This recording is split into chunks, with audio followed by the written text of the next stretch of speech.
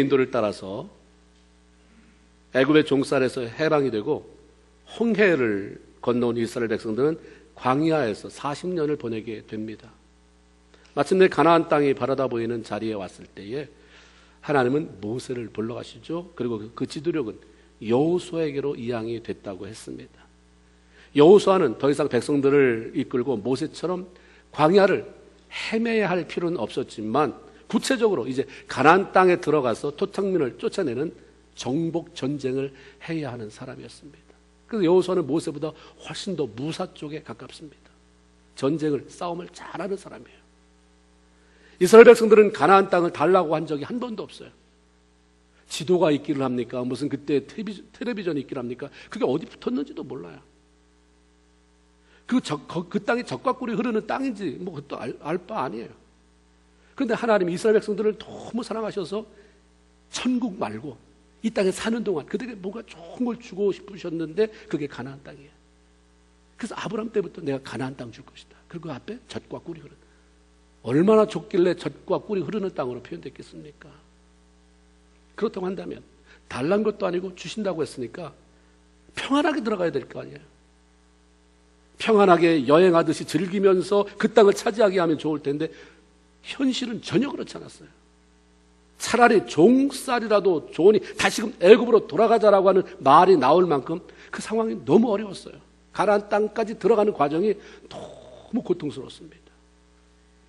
모든 이스라엘 백성들을 긴장하게 만들고 불안하게 만들고 속이 바짝바짝 차들어가게 만드는 그러한 수많은 장애들이 놓여 있었습니다. 그런데 하나하나 따지고 보면 그것들은 하나님이 마음만 먹으면, 성경에 보면 콧김이라는 말 나오죠. 콧김 하는 거예요. 콧김을 불어서라도 얼마든지 처리해 줄 수 있는 것들이지만 하나님은 이스라엘 백성들을 위한 특별한 목적 때문에 그렇게 하지 않았어요. 그 장애물들을 힘겹게 싸우고 통과하게 만드셨습니다. 그 목적이라고 하는 것은 어려움을 겪어가면서 하나님을 인정하게 되고 그분의 말씀에 순종하는 백성으로 비전하기 위함입니다. 하나님께서는 언제 헤르몬산에 그 만년설이 녹아내려서 요단강 물이 수십 배로 넘쳐나게 되는지 너무도 잘 아시는 분이에요. 정말 우리가 생각할 때 정말 하나님 우리를 사랑해서 가나안 땅을 주시고 그 땅을 들어가게 하는 것이 하나님의 뜻이라면 요단물이 말라있을 때 데리고 들어가셔야지. 어떻게? 그것도 보통이 아니라 넘쳐서 평소보다 수십 배, 수백 배로 넘쳐흐르는 그 시기에 아주 정확하게 그 때를 맞춰서 백성들을 그 앞에 서게 하느냐 이 말이죠. 자기의 힘으로 할 수 없는 상황이기 때문에 갈등하면서라도 순종해야 하는 상황. 이게 하나님의 몰아치는 그러한 방법이에요. 안 할 수 없고 하자니 너무 힘들고 그러나 해야만 하는, 그걸 해야 하기 때문에 하나님 부를 수밖에 없는, 그 나중에 결과적으로는 하나님이 하나님이셔서 하나님이 나의 아버지셔서 너무 좋고 하나님을 내가 부를 수 있어서 아버지라 부를 수 있어서 너무 좋고 고백하게 만드는 거죠. 이게 하나님이 하시는 방법이에요. 순종할 때 기적을 베푸셨고 그것을 통해 하나님을 더 인정하게 만들고 신뢰하게 했습니다. 요단을 건너왔습니다. 기적적으로 마른 땅을 밟듯이. 그러나 그것은 시작이었을 뿐이고 또 여리고를 정복해야 하는 그런 일들이 남아 있었는데 바로 그 앞에서 하나님이 할례를 행하라고 하는 명령을 내리시고 그 말 때문에 이스라엘 백성들은 쇼크를 받죠. 고개를 절레절레 흔듭니다. 아니 적군이 쳐들어오면 어떻게 하시려고? 이거 미친 짓 아니냐? 여호수아야, 네가 하나님의 음성을 잘못 들은 게 아니냐 하는 마음이 왜 없었겠어요? 그럼에도 불구하고 결과적으로는 할례를 행했잖아요. 안 하면 안 된다니까. 안 하면 뭐 죽도밥도 안 된다니까. 가난을 앞에 두고 그동안 얼마나 고생해 왔는데 다 물거품 된다니까. 할례 받았어요. 안정된 환경 속에서 지내고 있을 때라면 왜 갑자기 뜬금없이 할례를 받으라고 하시는가? 다음에 하면 안 됩니까? 난 하기 싫어 등등 원망 섞인 수많은 자기 주장들이 나왔을 법한데 가나안 땅, 젖가거리 흐르는 가나안 땅을 눈앞에 바라보고 있는 지금은 선택의 여지 없이 하나님의 말씀에 순종해야만 한다는 것 이후에는 달리 선택이 없다는 것을 알았기 때문에 이스라엘 모든 남자들은 아무 소리 하지 않고 할례를 받게 됐습니다. 순종하지 않고는 앞으로 계속적으로 필요한 하나님의 도우심을 받을 수 없을지 모른다는 불안감, 두려움 때문이었습니다. 하나님의 백성들이 처음부터 순종이 되는 사람이 어디 있겠습니까? 처음엔 불안해서 마지못해서 이거 안 하면 하나님이 우리 사업 망하게 하지 않을까. 억지로 마지못해서 순종을 하지만 그런 과정들을 통해서 하나님의 은혜라고 하는 것을 베푸시고 하나님의 성령의 기름 부으심이라고 하는 것을 허락하시면서 점점 기꺼이 순종하는 것을 배워가게 되고 몸으로 익혀가게 되고 정말 하나님께서 약속하신 축복의 자리로 옮겨가면서 이러려고 하나님이 하셨구나를 알게 하는 줄로 믿습니다. 이스라엘 백성만이 아니라 저와 여러분 모두 같은 과정이에요. 인간이라고 하는 존재는 여러분 생각해 보세요. 나라고 하는 인간은 어떤 존재인가? 모두가 다 자기 중심이에요. 이기적이고 자기는 굉장히 많이 잘한 것 같지만 다 미성숙하잖아요. 하나님 볼 때는 다 오죽했으면 어린아이 같다고 그렇게 했어요. 다 미성숙해요. 어린아이 같습니다. 그렇기 때문에 편한 자리에서는 절대로 훈련되지 않아요. 집에 들어가면 식구가 복잡하고 가봐야 뭐 방에 군불도 안 떼서 차갑고 먹을 것도 없고 교회 가면 따뜻한 난로가 펴고 어디 가겠어요? 근데 뭐 집에 가면 너무 뭐 컴퓨터 쓸 수 있고 뭐 가서 자기가 할 취미 많고 먹을 거 쌓여있고 냉장고만 열면 뭐 천원 올리는 음식 아휴 기도하긴 해야 되는데 지금 아시죠? 그거에 대한 대답을 들은 사람은 별로 없어요. 하나님 아시죠인데 근데 하나님이 뭐라고 응답하시는지는 들은 사람이 별로 없어요. 우리가 어려움이 오면 하나님을 찾아요. 아무리 하나님의 말씀이라도 당장 나에게 아쉬움이 없으면 무시해버리게 되고 뭐 그런 게 다 있어. 말도 안 돼. 무시하죠. 그리고 미루게 됩니다. 자기 고집대로 행하며 불순종하게 돼요. 불순종은 하나님을 무시하는 거예요. 하나님을 무시하는 자에게 뭔 좋은 걸 주시겠어요? 하나님이 가장 이스라엘 백성들에게 힘들어하고 때로는 화낸 게 뭐냐면 무시. 그 무시는 불순종으로 나타나죠. 그래서 하나님의 표현은 너희가 어찌하여 나를 네 등 뒤에 버리느냐. 나를 네 앞에 모시고 살아도 그런 시원찮은데 어떻게 너는 늘 내가 귀찮냐? 내가 그렇게 거추장스러운 존재냐? 왜 네 등 뒤에 나를 버리냐? 등 뒤에 버렸다 이렇게 얘기하잖아요. 믿음으로 구원받아요. 그러나 축복은 순종함으로 받는 것입니다. 믿음은 좋은데 왜 저러냐 이런 사람 속에서 하나님이 뭐 하는 뜻이 있겠지만 어떤 경우는 믿음은 좋다고 말하는데 불순종하기 때문에 그 믿음이라는 게 다 하나님이 재서 좋다고 인정한 믿음이 아니라 자기 주관적인 믿음이에요.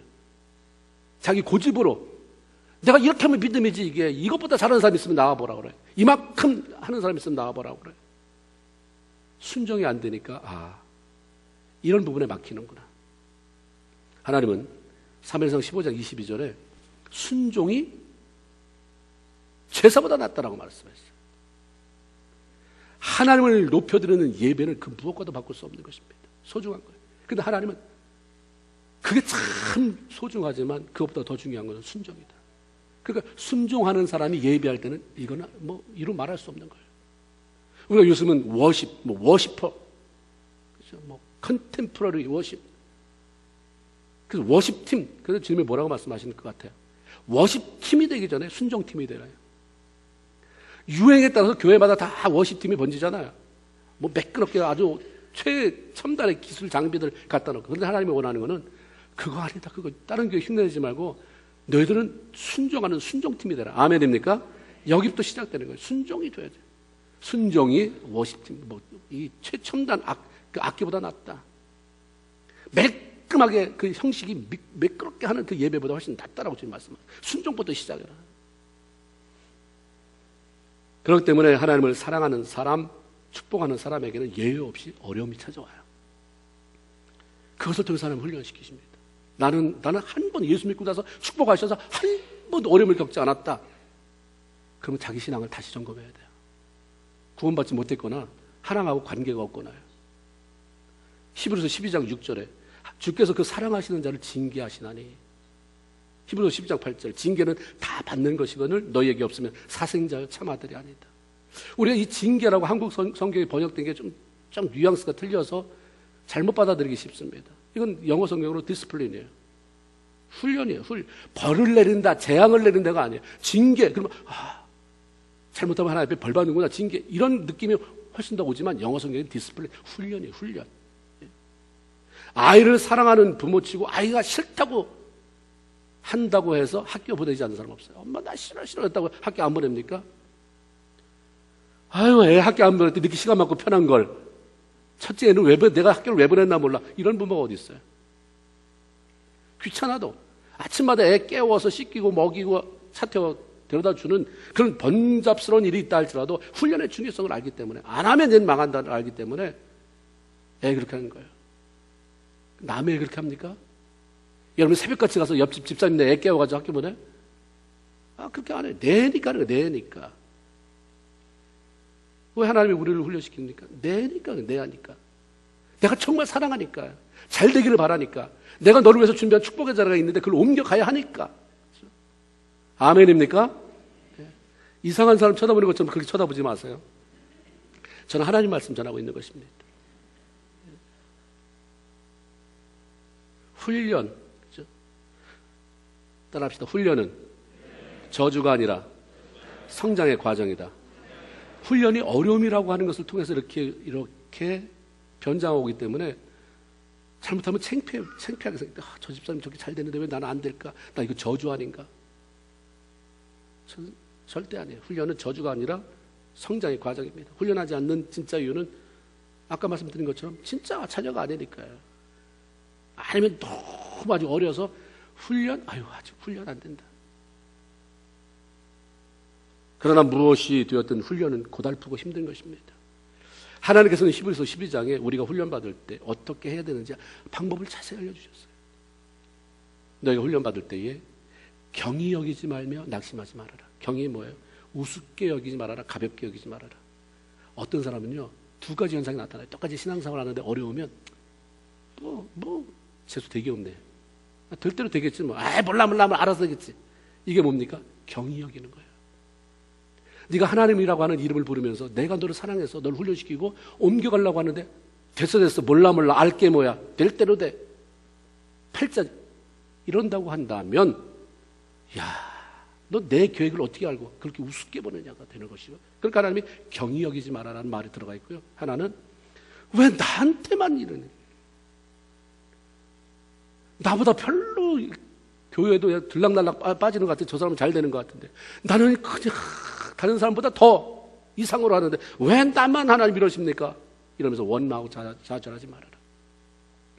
이 두 가지 경향이 나타나기 때문이에요.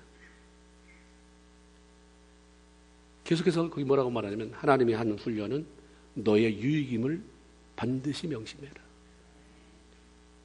유익함을 해서 하나님 그때 내가 11조 떠먹었더니 베일렀다가 이때 치시는구나. 절대로 그런 일 안 하세요. 하나님은 여러분의 수준의 하나님을 맞추지 마세요. 그건 단순히 우리가 꺼리낌이 있을 뿐인 것이지 하나님이 그렇게 하시는 분이 있어요? 하나님은 개별적으로 깨닫게 하시는 분이지 가만히 계시다 어느 날 폭탄 던지지 그렇게 하는 분이 아니에요. 내가 오늘 잘못했으면 너 그거 아니다 깨닫게 하시는 분이에요. 그렇죠? 또는 훈련은 당시에는 즐거워 보이지 않고 슬퍼 보이나 반드시 열매가 있다.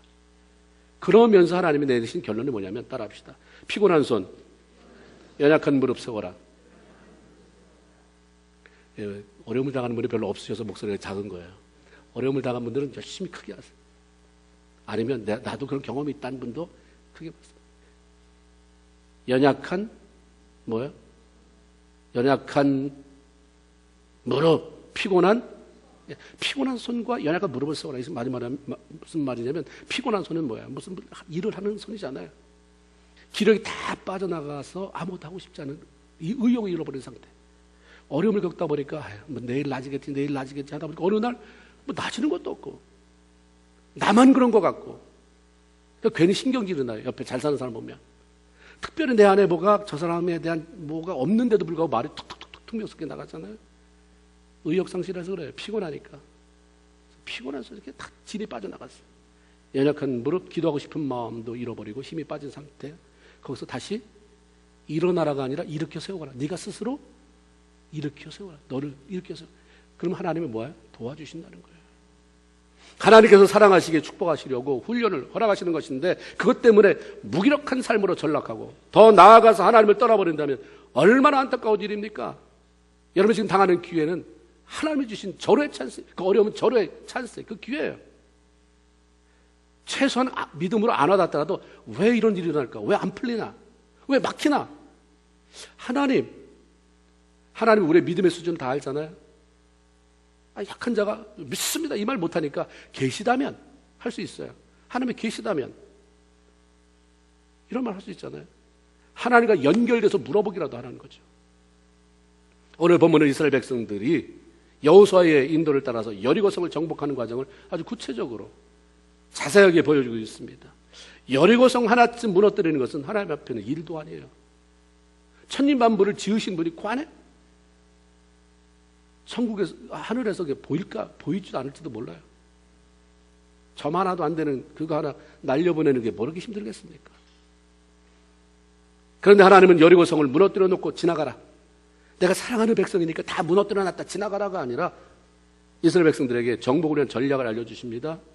하나님께서 알려주시는 방법에 대해서 순종하고 여리고성을 한번 너희가 무너뜨려 보라는 거죠. 하나님은 여리고성을 무너뜨리는 데 관심이 있는 분이 아니에요. 이스라엘 백성들이 그것을 정복해가는 그런 숨가쁜 과정, 긴장된 과정 속에서 하나님을 더 신뢰하며 하나님을 순종하는 사람으로 변화되어져 가는 그 모습을 보는 데 관심이 있는 거예요.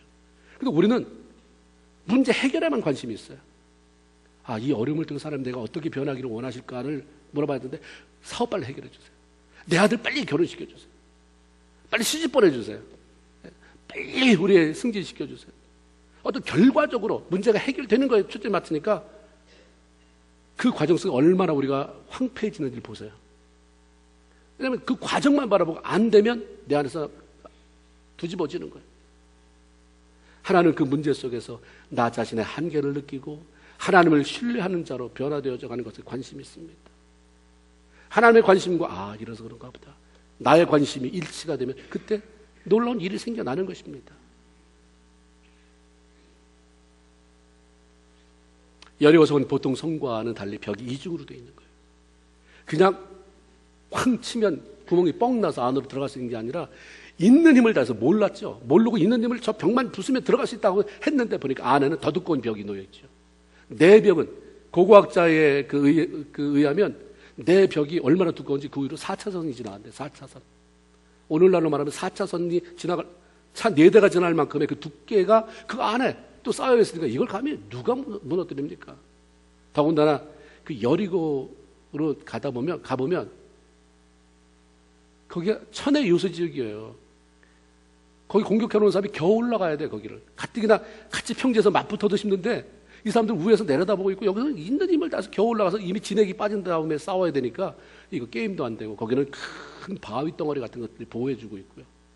높은 지역에다 또 망대를 세우니까 거기 올라가서 내려다보면 멀리까지도 적군이 어디까지 왔는지 몇 명인지 이게 뻔히 내려다 보이니 그래서 안에서 다 준비하고 있으니 이걸 어떻게 이기겠습니까?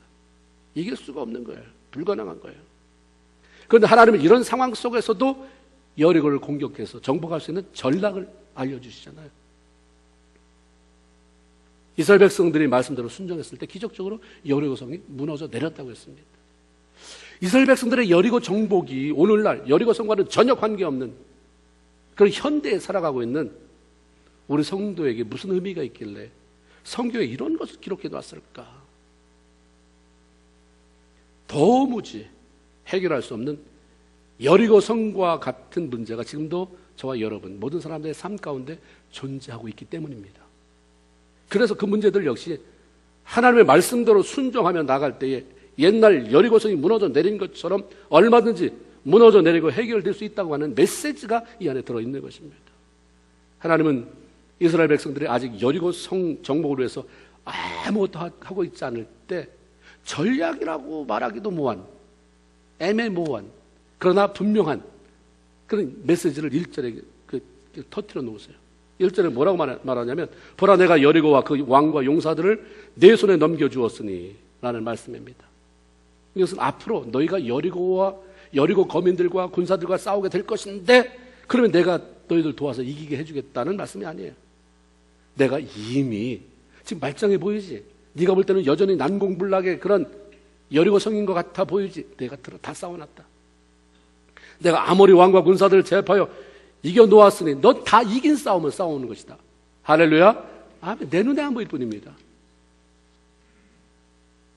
그래서 우리가 내 눈을 열어 주의 법에 기한 것을 보기 없어서, 내 눈을 열어서 주님이 하시는 일을 좀 보기 없어서.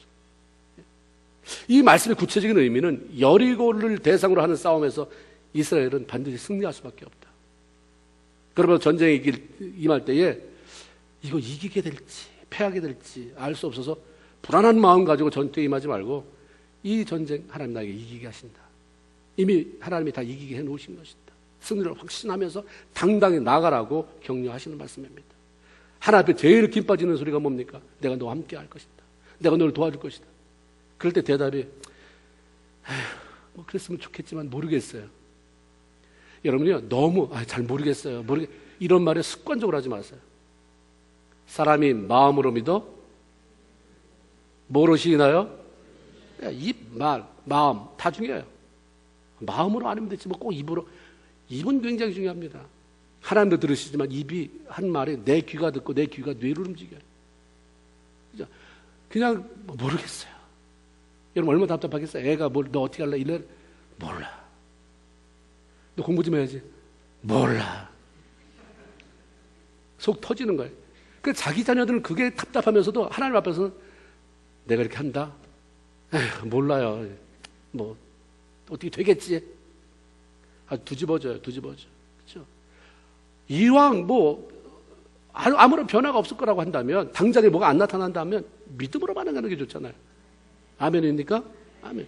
말씀대로 사는 것은 소망이 있는 거예요. 왜냐면 말씀이 그렇다고 해서 내가 애를 써보니까. 그런데 내 감정 가지고 하면 무슨 변화가 일어나겠습니까? 그래서 제가 예배 드릴 때 기분 나빠도 하나님의 항상 기뻐하라고 했으니까 어디에 반응해야 돼요? 내 기분에 반응해야 됩니까? 말씀에 반응해야 됩니까? 내 기분에 너무 충실하다 보니까 말씀이 무시되고 나는 안 자라는 거예요. 저는 가증한 것 같으니 그래도 말씀이 그러라고 했으니까, 말씀이 항상 기뻐를 했으니까 그냥 와서는 기뻐하려고 애를 쓰다 보면 정말 기쁨이 임하는 줄로 믿습니다. 이게 우리 성도의 특권인데 말씀을 무시해버리니까 백날 믿어도 안 자라요. 내 감정을 심어서 여기서 뭐가 거두기를 원하십니까? 말씀을 심어서 안 돼도 그렇게 비벼대다 보면 어느 순간에 뭐가 나타나는 거죠. 그렇죠? 맞습니까? 아멘이죠. 아멘. 그렇죠? 우리가 똑같은 문제 가운데 있다 해도 자신이 마주대한 문제들을 어떤 시각으로 보느냐에 따라서 그것을 처리해 나가는 과정이나 결과에는 엄청난 차이가 있습니다. 내가 가지고 있는 문제만 너무 크게 보면 어떻게 안 두렵겠어요? 두렵죠. 두려우면 어쩔 수 없이 위축되게 돼 있어요. 사람 앞에서도 위축되게 돼 있고 활동의 반경이 점점 줄어들어갑니다. 그러다 보면 내가 평소에 가지고 잘 할 수 있는 것도 못하게 돼요. 그러나 세상 끝날까지 함께 해주시겠다고 약속해 주시고 늘 이김을 주시는 하나님에 대한 그런 신뢰를 가지고 긍정적으로 바라보면 어떤 문제 속에서도 해결의 실마리가 발견되는 것입니다. 그리고 마침내는 문제를 밟고 일어설 수 있는 기회가 오는 줄로 믿습니다. 성경의 다윗의 이야기를 다 읽어봤죠. 주일학교 다니는 사람들은 어려서부터 주 메뉴가 다윗 얘기잖아요. 다윗의 이야기를 읽어보면요, 그는 어린 나이에 블레셋의 장수 골리앗을 상대로 싸울 때에 단 한 번도 창이 왜 이렇게 크냐, 저거에 한번 찌르면 나 같은 어린아이는 남아날 게 없겠다, 살점 하나 남아나지 않겠다 이러면서 자기가 골리앗의 창에 찔려 죽게 될지도 모른다는 생각 한 번도 해본 적이 없어요. 읽어보세요. 다윗이 이럴 때는 어떻게 피해야 되겠다? 없어요.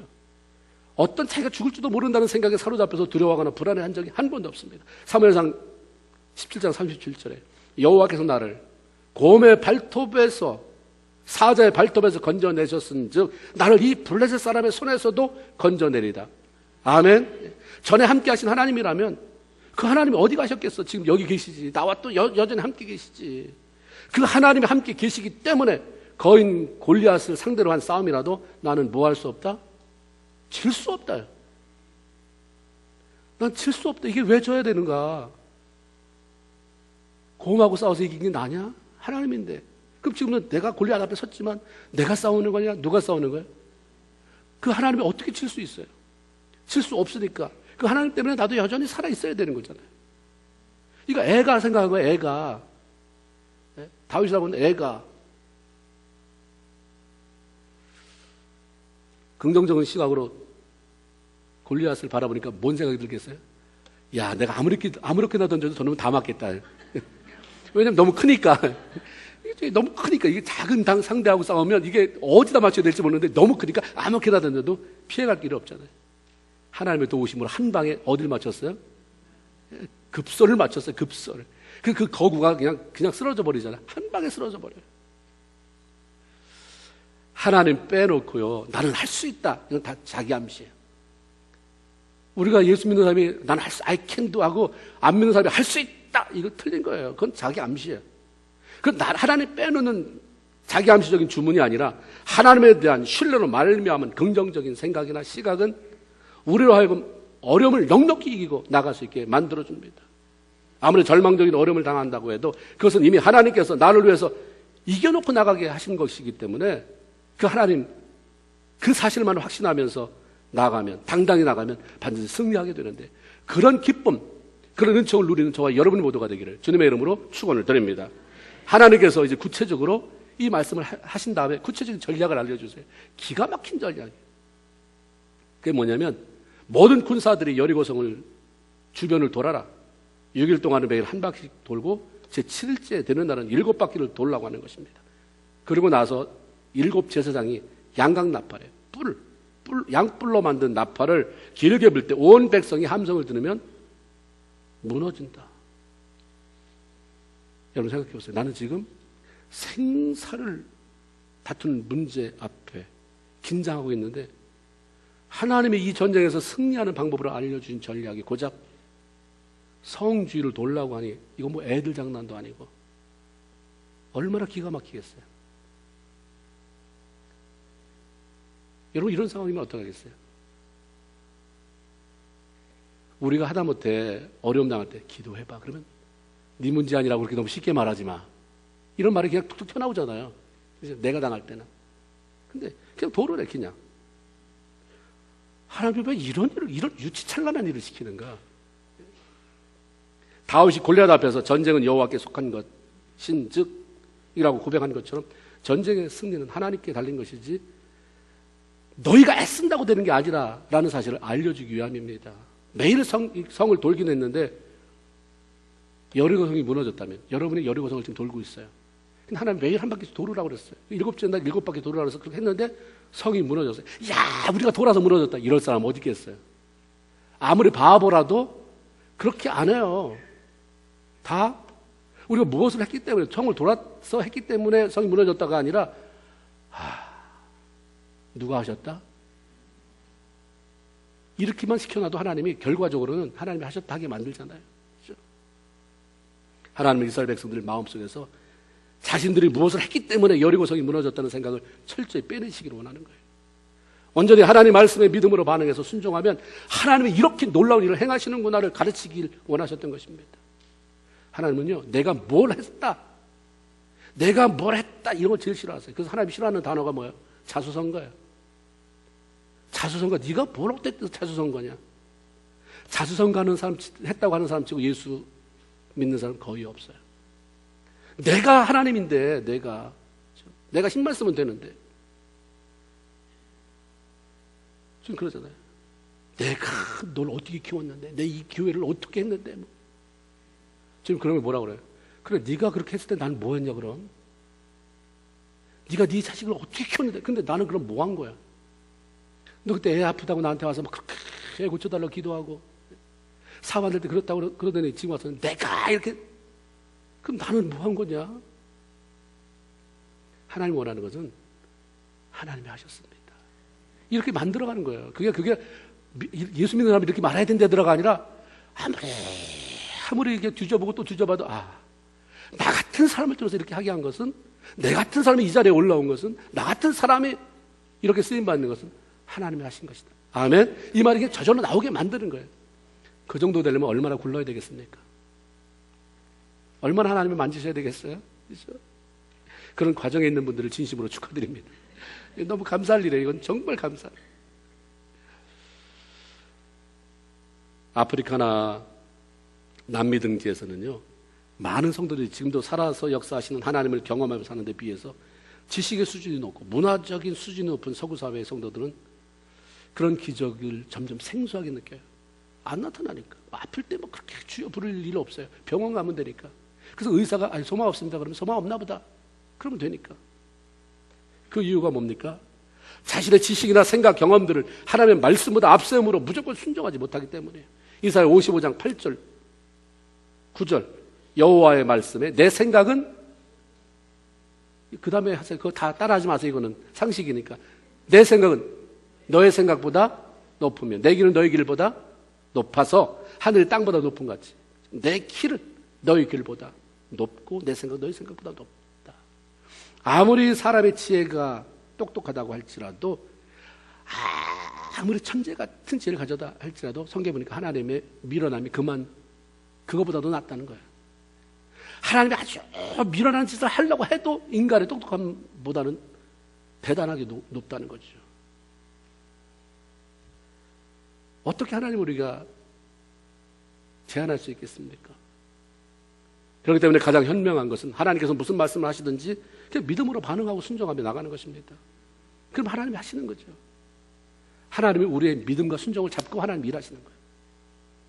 잠언 3장 5절 6절 너는 마음을 다하여 여호와를 의뢰하고 내 명철을 의지하지 말아라. 너는 범사에 그를 인정해드려라. 그래야면 내 길을 지도하신다.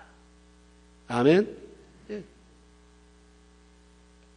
구체적으로 인도하시고 승리의 삶을 살아가도록 길잡이가 되어주실 하나님, 그 하나님과 동행하는 여러분 되기를 주님의 이름으로 축원을 드립니다. 학자들에 의하면 무장한 군사들이 여리고성을 한 바퀴 도는데 한 시간이 걸린다고 그래요. 군사들이 도는데. 그러니까 생각해 보세요.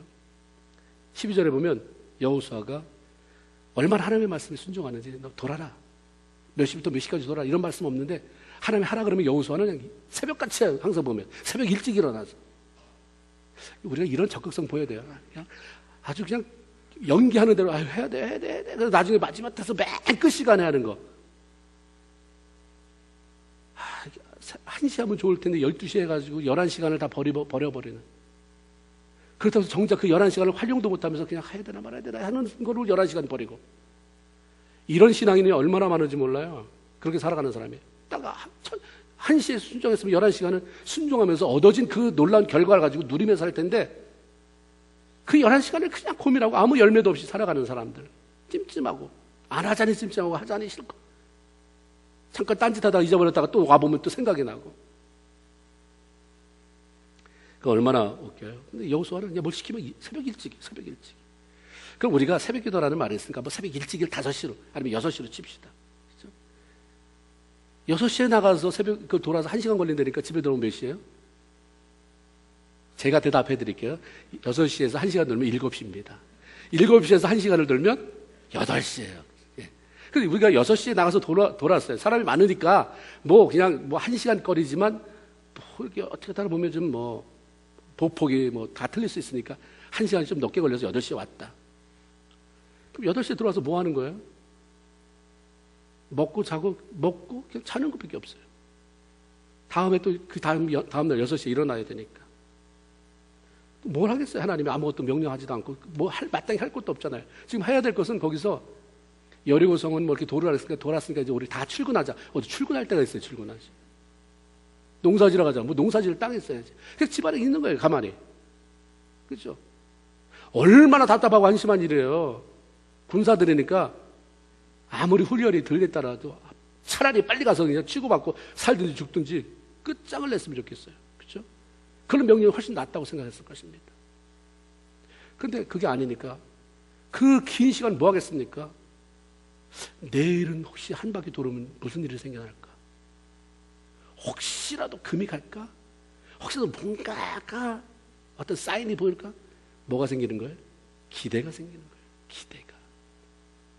하나님이 하시는 일은요, 무식해 보이는 것 같아도 다 계산하고 하시는 거예요. 그렇죠? 그러니까 하나님이 내 생각은 내 생각과 달라서라고 말씀하죠.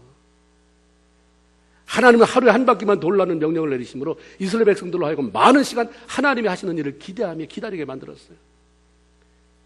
여기서 우리가 차이가 뭡니까? 정신없이 바쁘게 일하는 시간보다 나를 위해 놀라운 일을 행하실 하나님을 묵상하고 기대하는 시간이 더 많아야 한다는 것입니다. 우리는 무턱대고 사는 게 너무 많아요. 그냥 바쁘게 살면 하나님은 한 번도 바쁘게 살려고 한 적이 없어요. 그러니까 우리가 예수 믿는 사람이 너무 바빠요. 뭐 이런 말, 이거 별로 하나님이 기뻐하는 일 아니에요. 그죠? 부지런하게 살라는 말씀이 있지, 바쁘게 살라는 말은 없어요. 바쁜 게 뭐가 그렇게 대단한 겁니까? 바쁘다고 해서 다 캐 들어가면 소득 없는 바쁨이 얼마나 많습니까? 주님은 너무 바쁘게 살지 말아라. 좀 네가 하나님이 이 사업을 하고 있으면 사업, 공부를 하고 있으면 공부, 일을 통해서 하나님이 뭘 하시려고 하는가 좀 묵상하는 시간도 좀 가져라는 거죠. 그러면서 하나님이 일을 통해서 지금 어렵지만 도대체 무슨 일을 하시려고 하는가 여기에 멈추게 하신가 좀 기대도 해봐라라고 하는 말씀이에요. 여리고가 반드시 무너져 내릴 것이라고 하셨으니 말씀대로 믿고 혹 그런 순간이 더디 오더라도 올 때까지 기다리면서 끝까지 인내하는 법을 배우기 원하셨던 것입니다. 여러분 잘 아는 것처럼 열왕기하 5장에 보면 나만 장군에 대한 얘기가 나와요. 대단한 사람인데 몸에 문둥병이 들었잖아요. 엘리사를 찾아갔습니다. 그때 내려준 처방은 저기 요단강 물에 가서 7번 몸을 잠그라는 거예요. 들어갔다 나왔다 들어갔다 나왔다 들어갔다 나왔다 7번 하라는 거예요.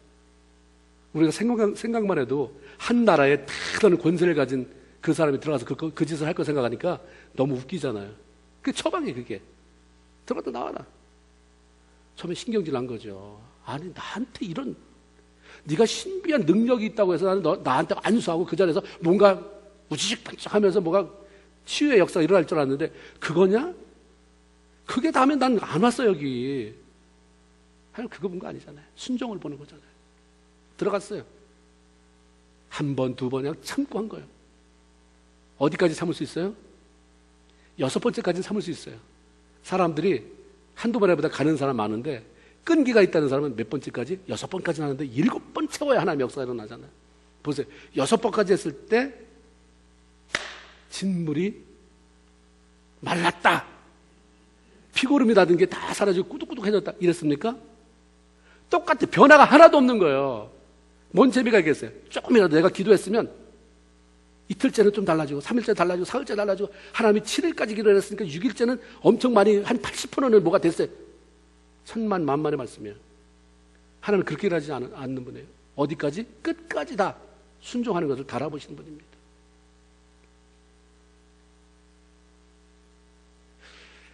우리가 여기서 실패할 때가 많아요. 막 화가 났는데 옆에 좋은 사람이 있었잖아요. 좋은 사람들이 그래도 끝까지 해봐라. 끝까지 여기까지 왔는데 해봐라. 그 주변에 어떤 사람이 있느냐에 따라서 다 된 밥에 재뿌리기도 하고 그 다 된 밥이 정말 완전히 뜸이 들게 해서 먹게 만들기도 하는 거예요. 그렇죠?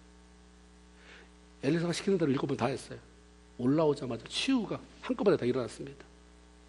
나만의 문둥병이 고쳐지고 그 살이 뭐같이 됐다고 그랬어요? 어린아이 같이 됐어요.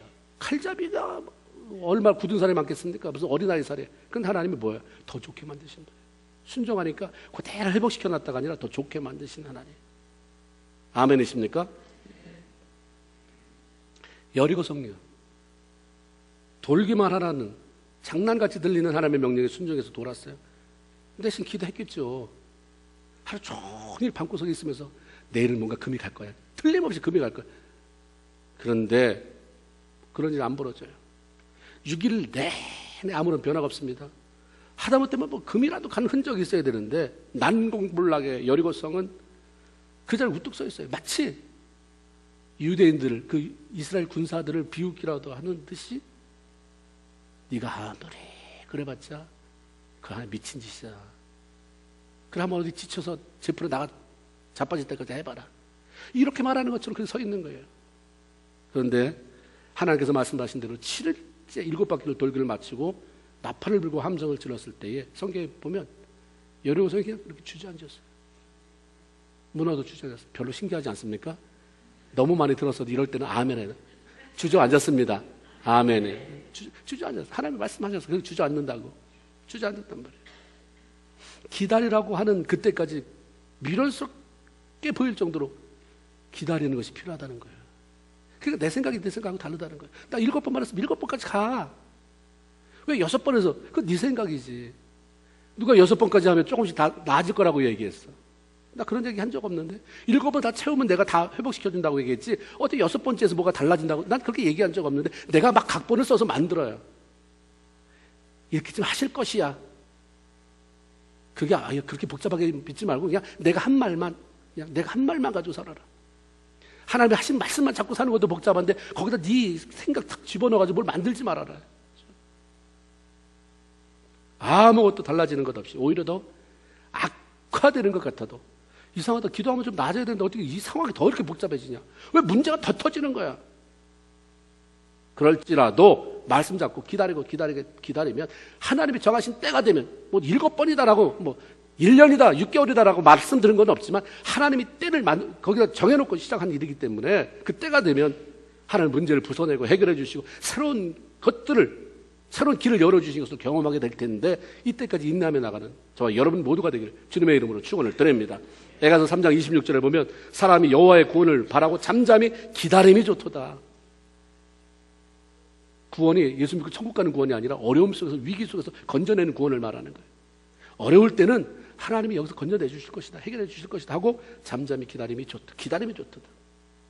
아무리 이해가 되지 않는 말씀이 주어져도 믿음으로 반응하고 순종하면서 인내로 기다리면서 나를 위해서 여러분을 위해서 일하시는 하나님을 반드시 경험하는 그런 놀라운 축복이 있기를 주님의 이름으로 축원을 드립니다. 그리고 하나 더 말씀드리면 하나님은 하루에 한 바퀴 여리고성을 돌라고 하는 명령과 더불어서 내린 게 뭐냐면 행군할 때 조심해라. 한 바퀴를 도는데 무턱대고 돌지 말아라. 그때도 룰이 있어요. 법칙이. 입에서 아무 소리도 내지 말아라. 떠들지 말아라.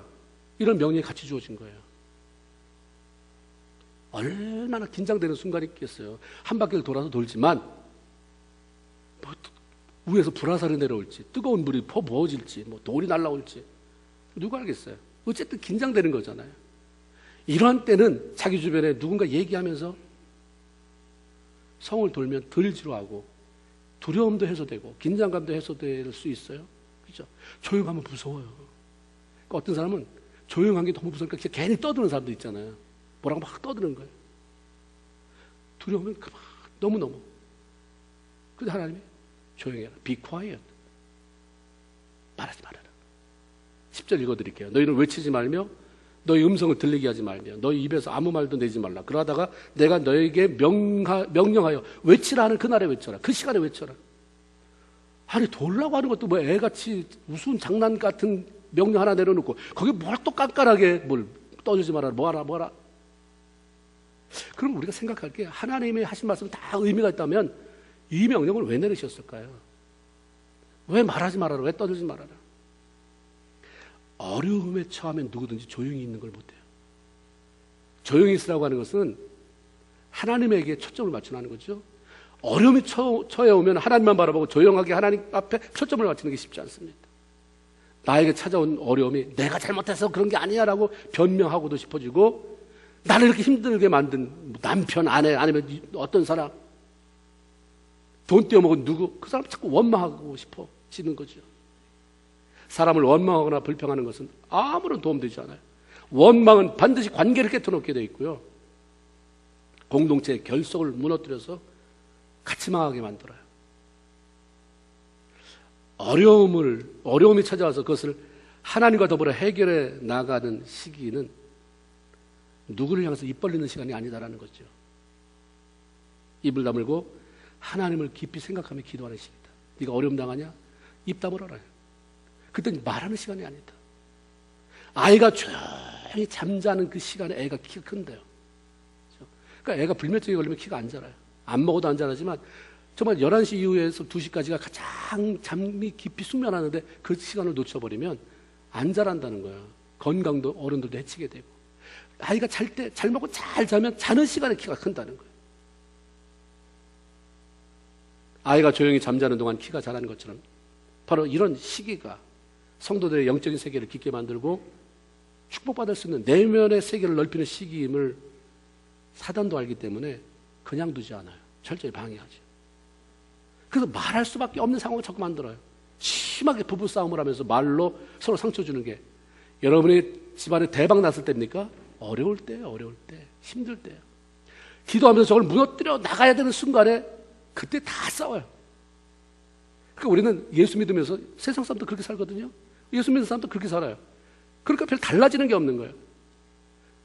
세상 사람들은 어려울 때 치고받고 부부끼리도 심한 상처를 주지만 성경은 어려울 때는 입 다물라고 하는구나. 입을 다물어야 되는데 입을 다무는 사람이 그 쉽지 않아요. 막 이 안에서 우라통이 터지는 걸 쏟아내야 되니까. 그렇죠? 근데 하나님이 조용히 개인적으로 골고다 십자가 밑에 와서 쏟아내는 것은 그건 입을 연 거가 아닌 거예요. 그건 하나님이 원하시는 거잖아요. 그렇죠? 우리가 필요 이상의 원망 불평을 쏟아놓으면서 자기의 평판을 다 떨어뜨리는 시기도 이 시기예요. 그 어려움이 있으면 내면이 가려지기 때문에 영향력을 끼칠 수가 없어요. 그때는 입을 다무는 거예요. 이게 여리고성이 무너져야 되니까 근데 입을 다물고 돌아야 되는데 그때 입을 벌리면 안 보여도 될 자기의 바닥을 다 드러내면서 평판을 다 하나님이 세우려고 하는데 자기가 다 세상 말로 까발려서 정말 평판을 다시 회복하기 힘들게 만들어 놓는 경우가 이 시기인 것입니다. 주님이 입 다물어라. 여리고성 같은 그런 어려움이 있느냐? 그걸 지금 통과하고 있느냐? 입 다물어. 입 다물어. 원망하지 마. 불평하지 마. 징징거리지 말아라. 그냥 조용히 그냥 돌아. 그냥 나만 봐. 주님이 그렇게 말씀하시는 거지.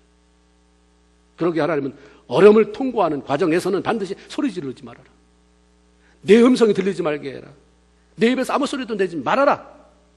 다 있어요. 다 성경에 다. 이런 걸 무시하고 내가 뭘 어떻게 하겠다는 거예요. 말씀이 이렇게 나에게 방향 제시를 해주시는 거예요. 그럼 따라야 되는 거예요. 이렇게 하다 보면 메마른 가슴에 은혜의 샘이 고이게 되는 것이고 하나님으로 인한 새로운 소망 때문에 막 가슴이 뛰는 것을 경험하게 되는 것입니다. 그래서 하나님이 그렇게 하라고 하는 거예요. 하나님의 약속은 그리스도 안에서 얼마든지 뭐가 되나니? 예가 되나니. 그러므로 너희는 뭐하여? 아멘을 하나님 앞에 영광을 돌려라. 내가 시킨 말은 바보 같으냐? 그래도 하면 다 예스 하면 다 영광이 되는 열매를 거두게 된다는 말씀이죠. 우리 인생을 승리로 채우는 데 있어서 가장 뛰어난 전략은 다 하나님으로부터 오는 것입니다. 우리 알량한 지식, 경험 여기 하나님을 제한하지 말고 무슨 말씀하셔도 그 말씀에 순종하면서 하나님이 이런 하나님이시구나. 정말 그래서 하나님이시구나. 하나님 감사합니다. 하나님 영광을 받으십시오 라고 고백할 수 있는 저와 여러분 모두가 되기를 주님의 이름으로 축원을 드립니다. 기도하겠습니다. 하나님 고맙습니다. 오늘도 복된 성령을 불러주셔서 주님을